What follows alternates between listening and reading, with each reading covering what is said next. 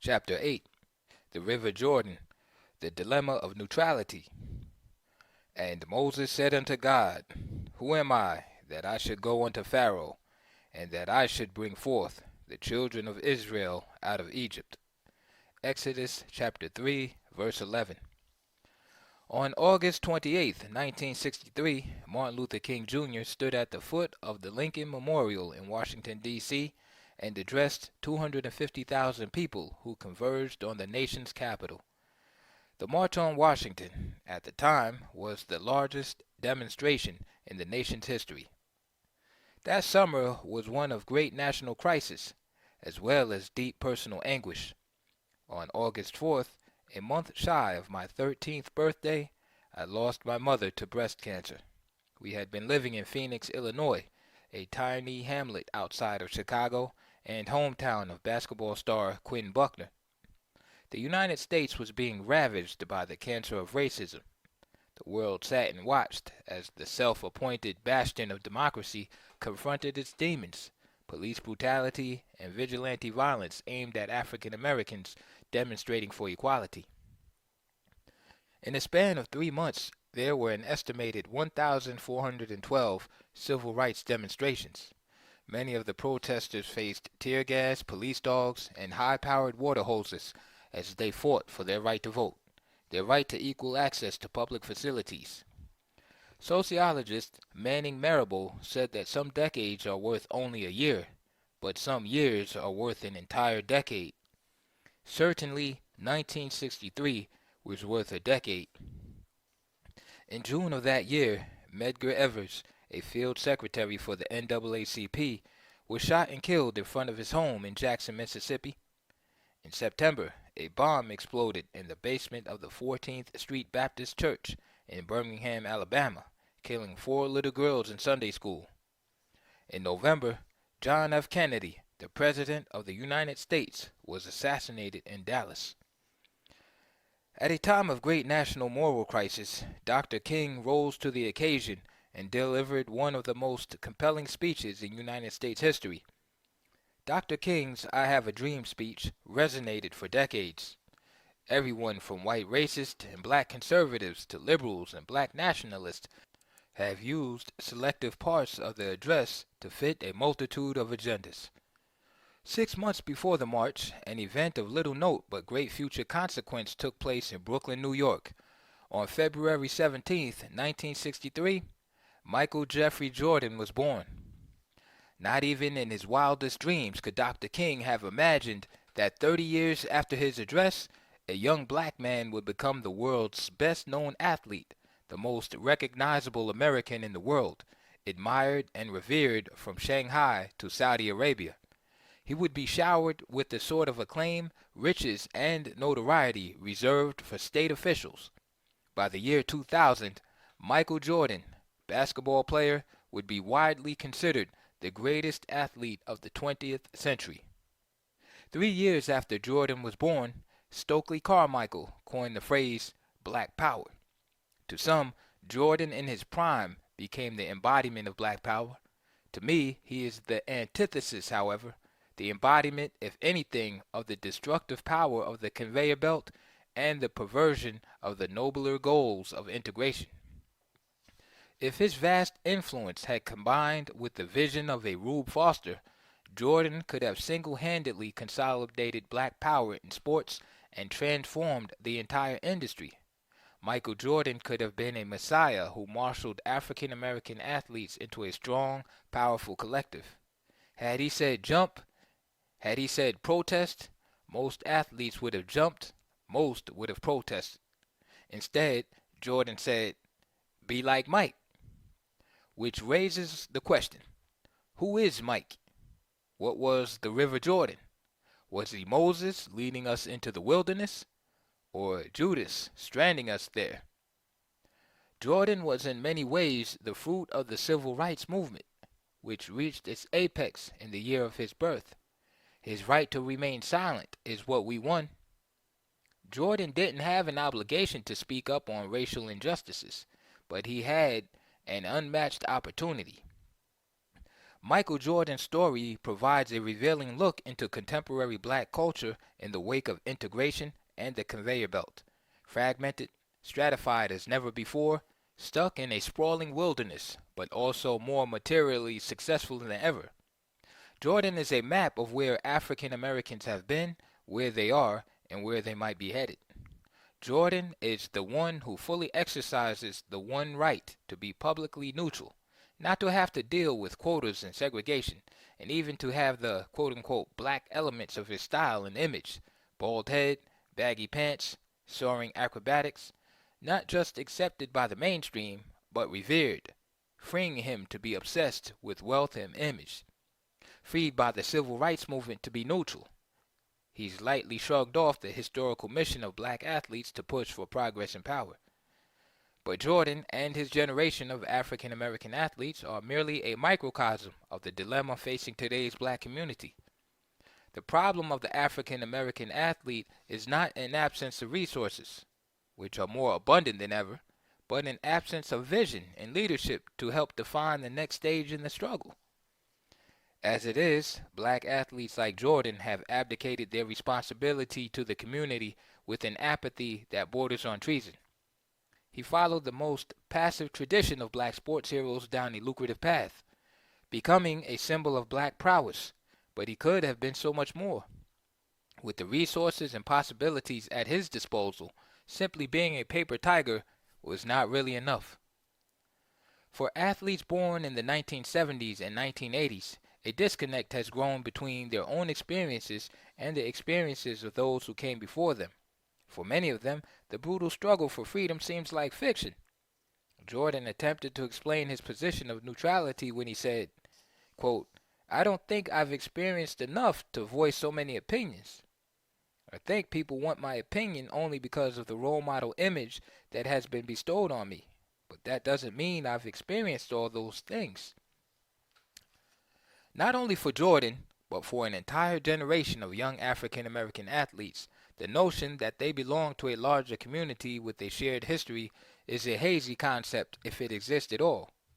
The greatest distinction between Jordan's generation and those of Jack Johnson, Jesse Owens, Jackie Robinson, and even Muhammad Ali lies in those generations' connection and identification with the black community.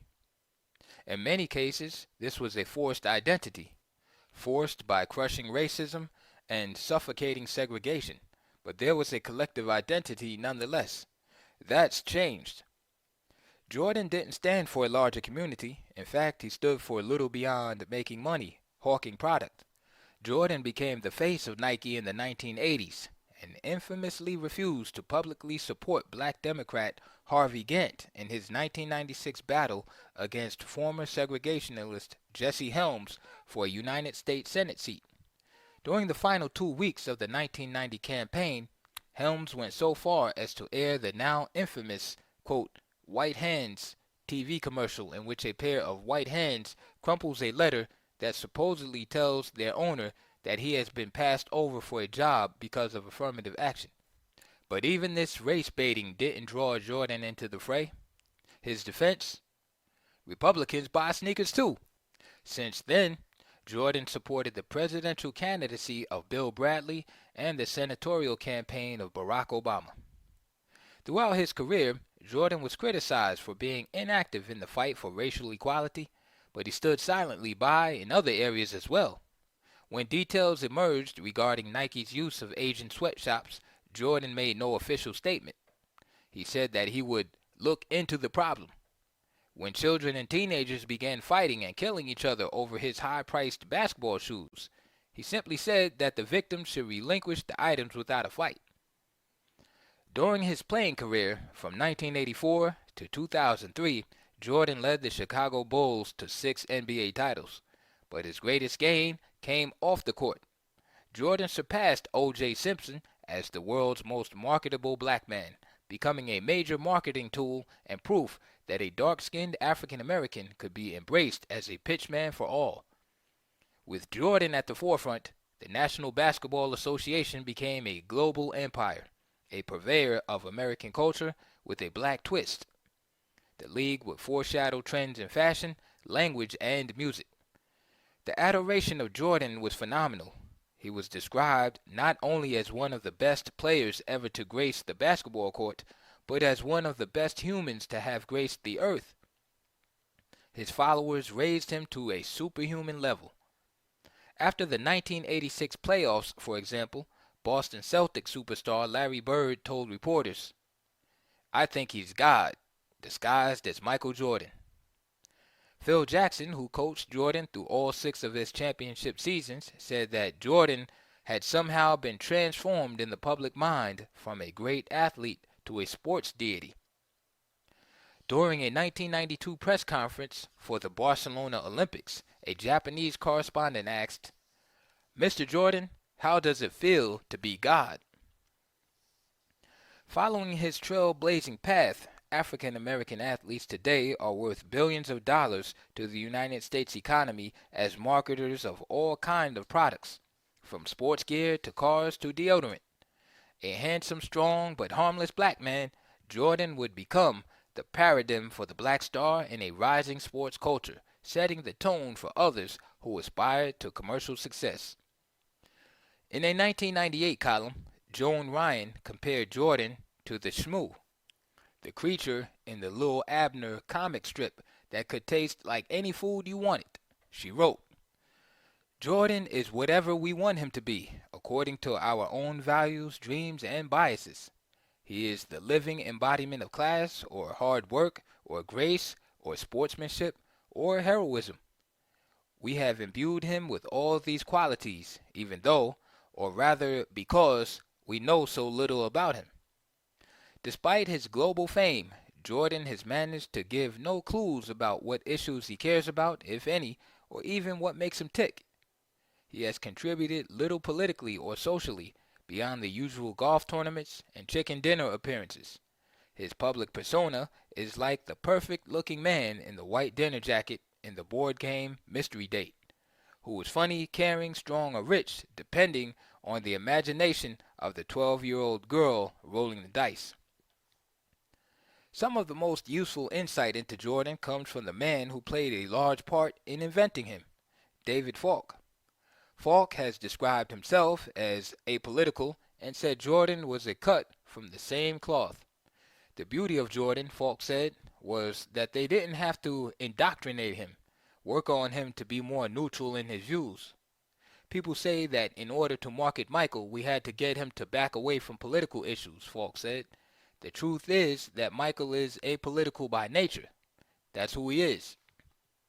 Largely because of Jordan, professional basketball became a hybrid sport, a cross between an ultimate team sport like baseball and an individual sport like tennis and golf. But Jordan's singular importance, outside of his phenomenal ability, was knocking open the marketing doors that O.J. Simpson had broached in the 1970s. With Falk pushing the agenda, Jordan broke corporate barriers in 1984.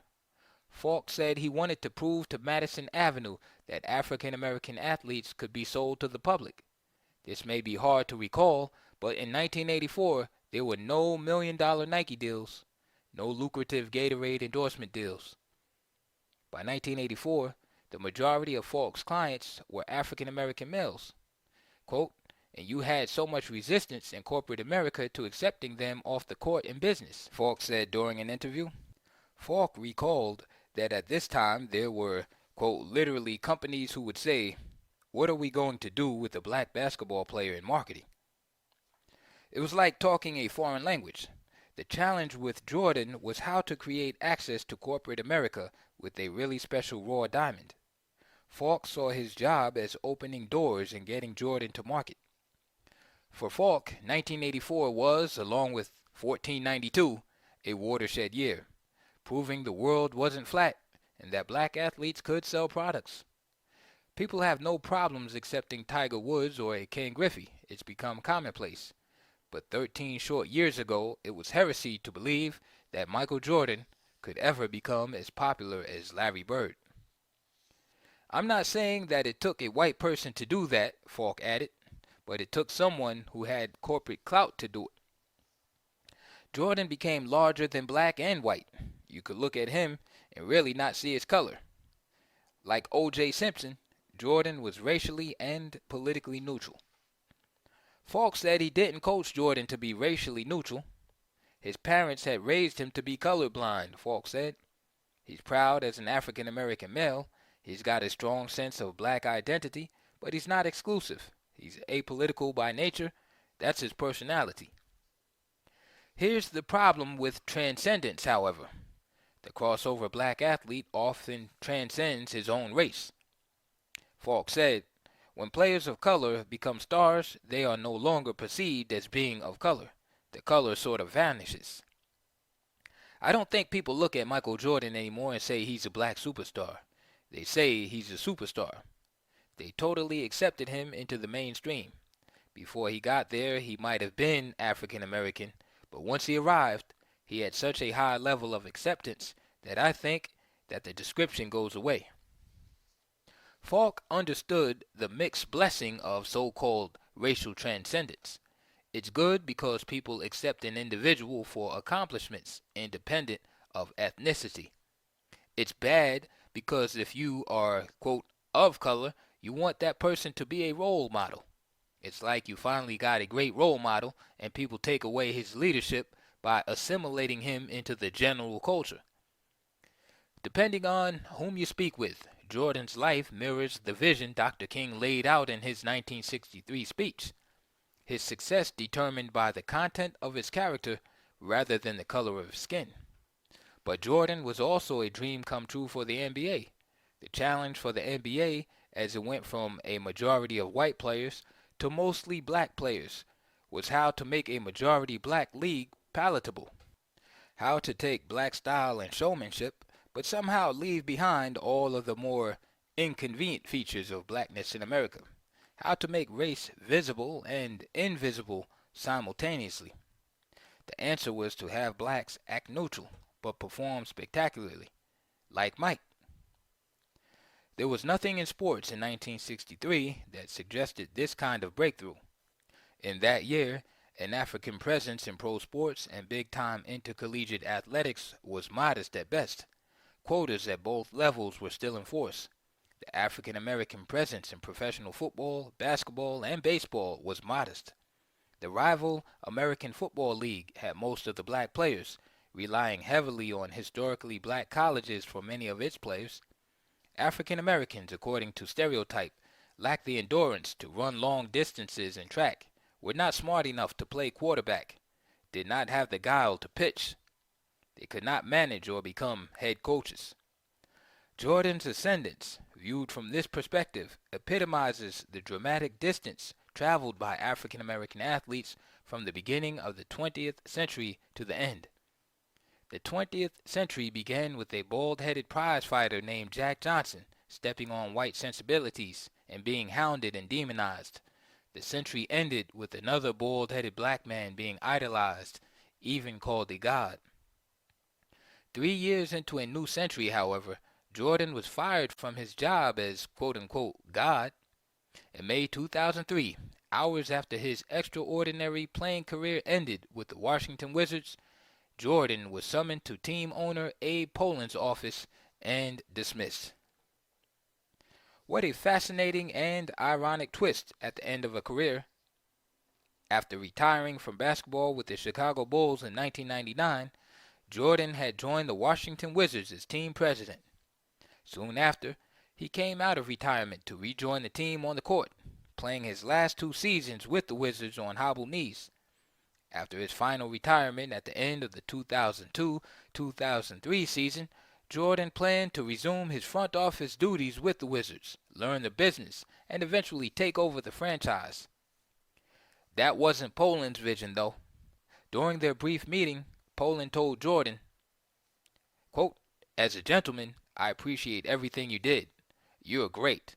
You've made a terrific contribution to the franchise, but I want to go in another direction in terms of direction and leadership." Poland then offered to reward Jordan financially for his contributions. The year before Jordan joined the team in January 2000, the Wizards had reportedly lost $40 million. With Jordan in uniform, the Wizards sold out 82 straight home games and made about $30 million in profits. But money was not what I was looking for, Jordan said to Poland. I didn't do this for the money. I thought I was going to take over the franchise eventually. Poland replied, that was never part of the arrangement. I've worked 39 years to build this organization. I'm not giving it to you, and I don't want you to be my partner, Michael. The firing of Jordan marked the sudden end to perhaps the most remarkable career in sports history. Intentionally or not, the dismissal served as a warning shot that reverberated throughout the NBA. The greatest athlete of all time, God, the deity, his airness, couldn't prevent his own firing. Jordan was effectively taken out into the yard and shot like a dog. He was just another black athlete, albeit an extraordinary one, who had been put in his place.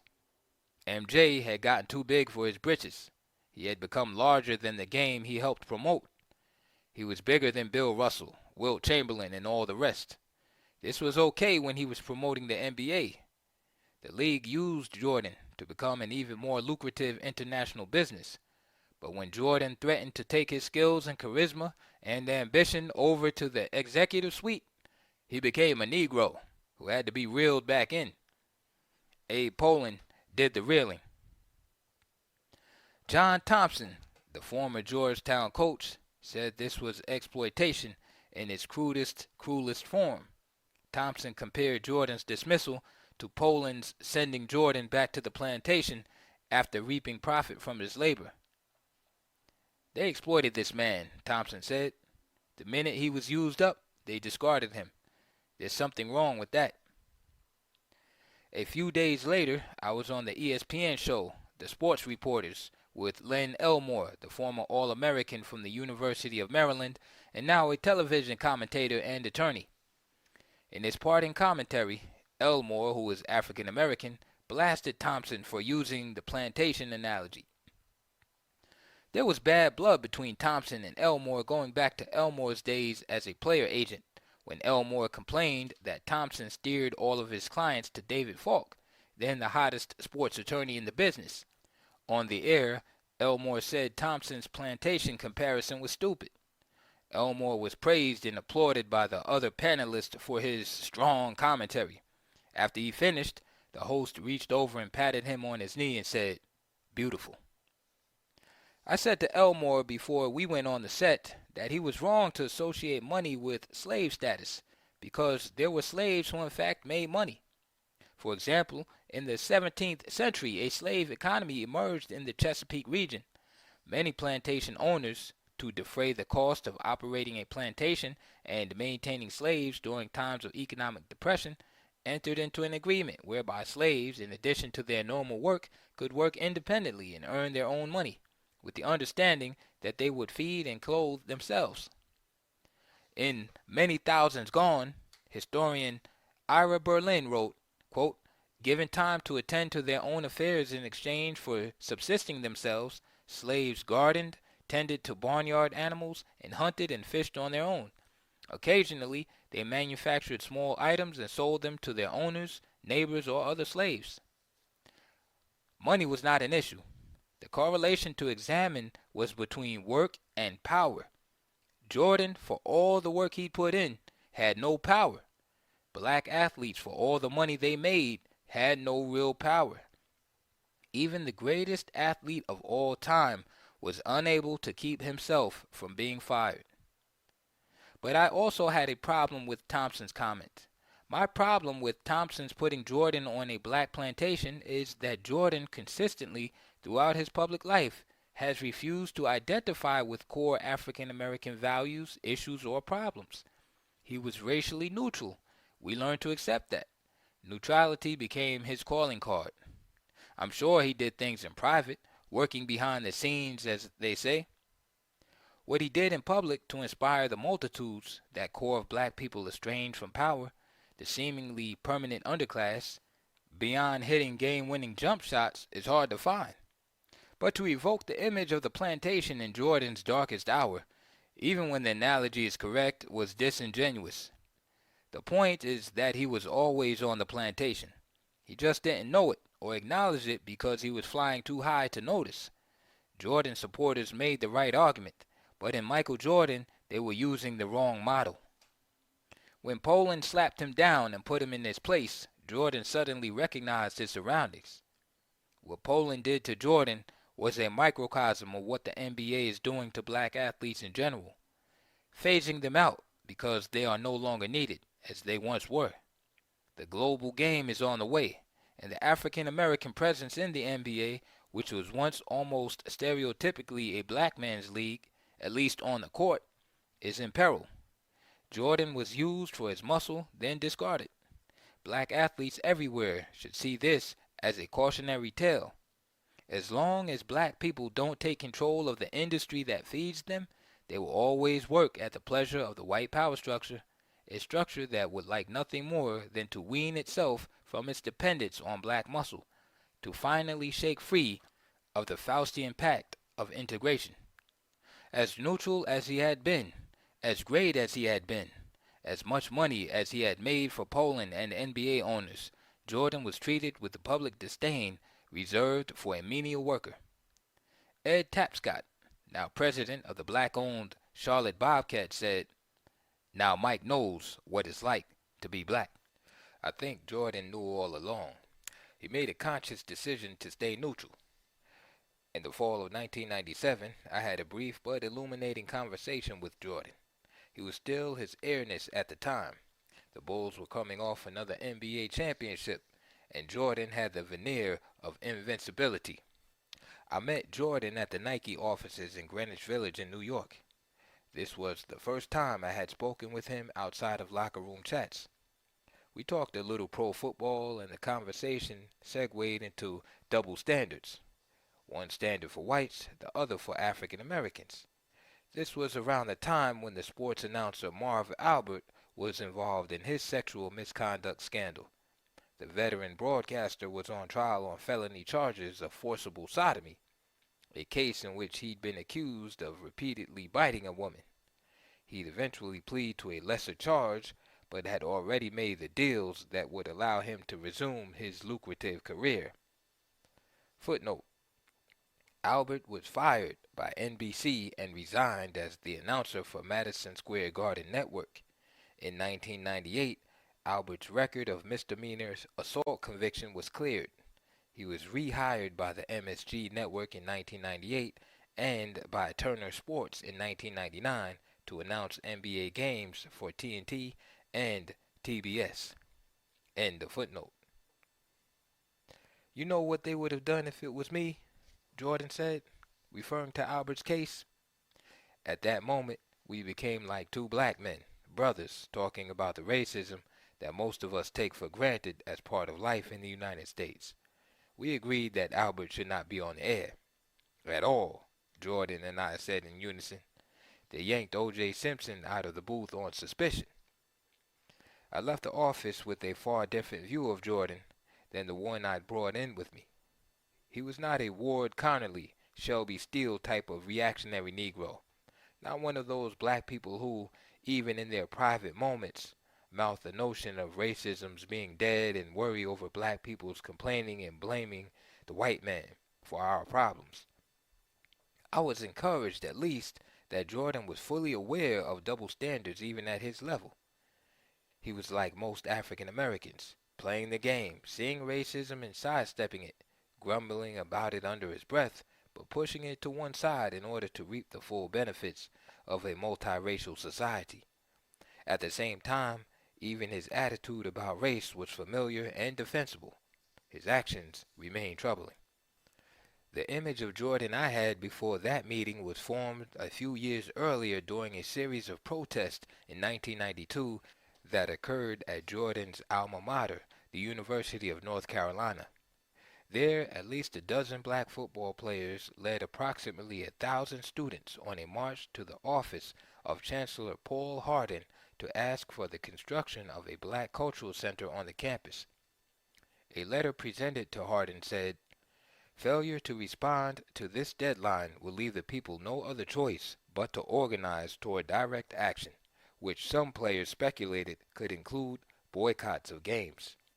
The march was the culmination of months of simmering frustration on the North Carolina campus over the issue of a separate center dedicated to the study of black culture. After the death in 1991 of Sonia H. Stone, a popular black professor who had long supported the idea, a task force was formed to consider building such a center and naming it after Stone. The idea attracted the attention and support of Dolores Jordan, the mother of Michael Jordan, and the task force proposed that once built, the center contain the Michael Jordan Library, a library funded by Jordan and devoted to black culture. The university was not receptive to the idea, especially if an entire building was constructed for the express purpose of studying black culture. Rhoden, in an address to black students before school adjourned in June, said, "I favor a center that is by geography and program inviting and inclusive, a forum, not a fortress." In subsequent weeks, though, the chancellor had softened his stance and asked students to submit architect's plans. But with school back in session, the university's not having committed itself to the center and the football team now involved in the cause, the student stance had turned militant. At one point, a dozen black football players organized a march of 400 students to Rhoden's home in a peaceful demonstration that ended when police arrived and dispersed the crowd. The off-the-field leadership role of the football players represented a dramatic departure for black athletes on the UNC campus.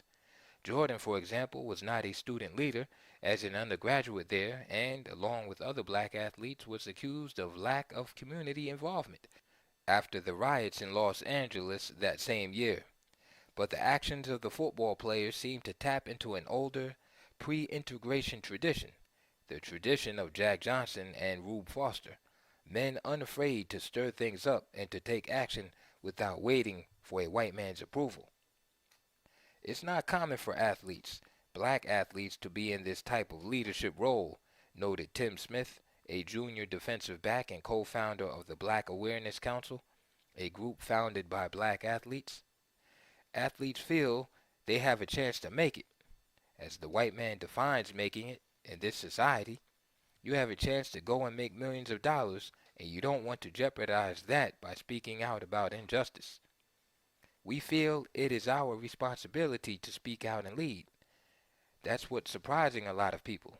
As athletes here, we have a lot of untapped power because we bring so much money into this university. When Rhoden attempted to read a prepared statement at one demonstration, Smith told the chancellor that the students wanted a meeting, not a prepared speech. UNC had 23,000 undergraduates at the time, about 8% of whom were black. The university already had a Black Studies Center named for Sonia Stone, but it was housed in a renovated snack bar in the student center. The students wanted the symbolism and respect of a separate building. To me, when he says we want a forum, not a fortress, he's saying he doesn't want us to have any power, Smith said. Having our own building would give us a unique sense of power. As long as you can have us in a glass-enclosed room where you can watch everything we do, every move we make, you can control us. We want our own building. He knows now we're willing to fight to get it. We're not going away. There was a subsequent rally at the Dean Smith Center, where the film director Spike Lee spoke on behalf of the building project. Lee said he decided to become involved after learning that members of the North Carolina football team, with support from other UNC athletes, were in the forefront of the push for the center. At the time, Lee said, "I'm not getting involved just because Sonia was my cousin. I'm a big sports fan, and I always longed for the day when black athletes would move to do something. Schools are making millions of dollars from TV contracts on basketball and football programs, and most of that money is being generated by great black athletes. Many black athletes are finally waking up and realizing how much power they have." No doubt the events at North Carolina were monitored by presidents and athletic directors of large Division I schools with football and basketball teams composed predominantly of black athletes. It is unusual for athletes to take an active role in anything that might threaten a scholarship or, as professionals, a contract. Activism is even rarer among black athletes who often learn to see themselves differently as they find themselves treated differently from other black students. A lot of guys on the team were reluctant to get involved at first until we explained how important it was and how it went beyond playing football, Smith said. It's not just about having a building, it's about power and building a monument to Dr. Stone and to all the black people who used to own the land this university was built on. The big question was whether or not Michael Jordan would lend his voice to the student struggle. After all, they had proposed that a Jordan library be a part of the project. Jordan's involvement would have been the tipping point. Here was a moment when black athletes at his alma mater had stepped off the field to lead a political movement, a model that could have been duplicated at universities all over the country, and even in the realm of professional sports. This could have been a pivot point, the moment when black athletes broke their chains and started speaking their own minds. Jordan, the world's megastar, could have helped ignite a sea change in the role of the black athlete in America. He declined. In the end, Jordan refrained from joining the movement. In fact, he favored the building of a library for family life that had his name on it. He wanted something for all students of all races. This was his signature, the Universal Man. Although eventually the Sonia Haynes Stone Center building was constructed, Jordan's lack of public support was telling. Footnote: in 1993, the university's Board of Trustees approved the site for the center, assuring the campus community that it would be integrated into the master construction plan for the university and serve as a resource for the entire campus. End of footnote. At a time when his voice would have strengthened the claims and resolve of the college athletes who'd put themselves on the line, he was silent, and if anything, his comments worked against them.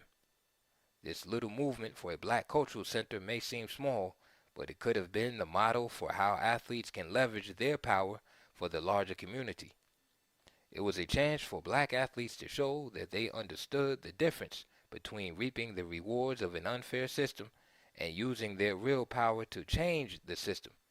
Instead, Jordan, with one eye on his corporate masters, mouthed his merely demorals and stayed on the sidelines. A lion on the court, he was a lamb when his community needed him.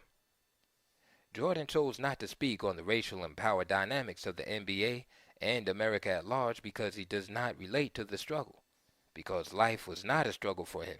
Rather, he was whisked down the conveyor belt to massive success. Young black athletes are essentially given two paths: the well-worn conveyor belt of the capitalist or the uncharted path of a leader who leads his people, or at least lends his strength in struggle. Most choose the path of least resistance. Most choose to be like Mike, and why not? Unbridled hedonism is a lot more fun than marching with a tribe of malcontents and non-believers through the wilderness in search of an elusive promised land. Mike was a multimillionaire who did not allow race, consciousness, or principle to get in the way of making a dollar. He once told a friend not to deal with race unless they slap you in the face. Of course, Abe Pollin eventually slapped Jordan in his face. Jordan was the carefully chosen prince of hype, the king of commercialism. He was the power structure's answer to Ralph Ellison's Invisible Man. Visible, so omnipresent, virtually unreal. Much of Jordan's commercial appeal was based on the fact that he was non-threatening, but the condition for Jordan's global appeal was his racial and political neutrality. Jordan's neutrality is in the tradition of O.J. Simpson, who became the first African-American athlete to have a major presence in the endorsement arena. As Gordy Nye, a vice president at Reebok, stated, "It is very difficult to find someone who doesn't alienate part of your market. The thing about Jordan is that he doesn't alienate anybody." There's something very American about him, sociologist Shelby Steele has said. He's the kind of figure who goes down easy with most of America. Simply, in terms of his economic interest, staying silent on race was the smartest business move that Jordan could make. Remaining neutral was the only way he could continue to be marketed as the embodiment of American virtue. Almost single-handedly, Jordan shaped the face of athletic and urban style. His bald head and long shorts became requirements to be considered cool both on and off the court. Whatever his promotion of choice, be it food, drinks, clothing, athletic equipment, cars, or restaurants, Jordan sold his playing ability and personality to sway public opinion in his favor. As a competitor, Jordan's vim and vigor, his will to win, his willingness to criticize publicly and abrasively anyone he deemed counter to his cause, are legendary. No one was spared, coaches, teammates, front office staff. He reveled in confrontation, except when it came to confronting racism. Some have used their platform and power to confront American racism and promote blacks' acquisition of true power in the sports industry. Paul Robeson, the Rutgers All-American, became a radical.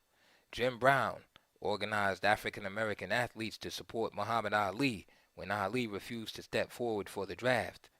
In 1972, Jackie Robinson showed up at Yankee Stadium and said he would be contented only when there was an African American manager in the dugout. When Kellen Winslow Sr. was inducted into the Hall of Fame in 1995, he used the occasion to blast the NFL owners for closed-shop hiring practices. In 1996, Mahmoud Abdul-Rauf refused to stand for the national anthem and was suspended. John Thompson, then head coach at Georgetown University, walked off the court in 1999 in protest against NCAA legislation that he thought would limit opportunity for young African American athletes. These are not easy models to follow. Each made some sacrifice. Jackie Robinson was a national hero when he kept his eyes and mouth shut to injustices, but when he began to speak his mind, he was met with a backlash of negativity by whites. When Robinson criticized the baseball establishment for its persistent racism, his popularity plunged. "You owe a great deal to the game," the Sporting News instructed him in an editorial. "Put down your hammer, Jackie, and pick up a horn." "Replay baseball," he was told, with glad tidings. During the Mexico City Olympics in 1968, two of the world's greatest sprinters, Tommy Smith and John Carlos, ran their race and then raised their fists on the victory stand after winning the gold and bronze medal respectively.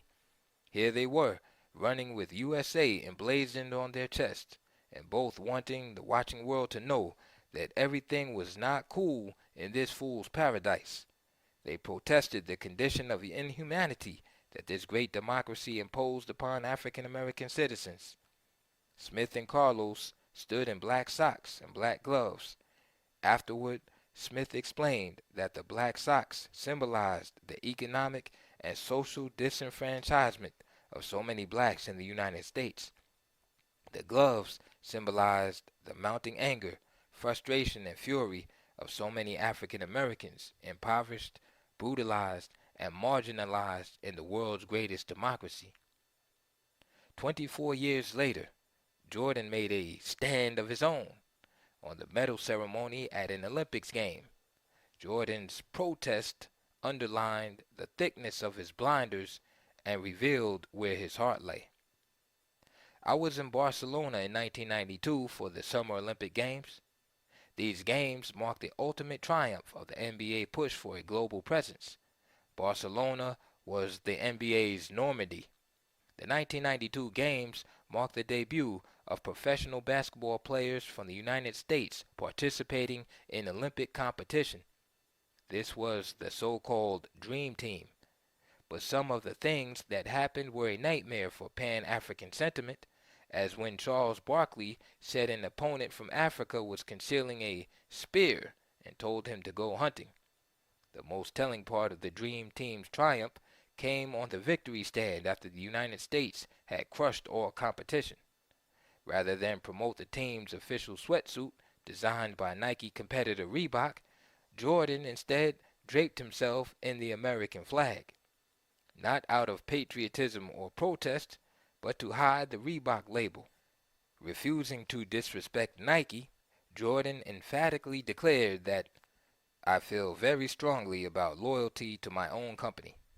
Contemporary black athletes have ridden the coattails of protest movements, benefiting from the sacrifices of the Robinsons and Jim Browns and Muhammad Ali's, but have been content to be symbolic markers of progress rather than activists in their own right, pushing progress forward.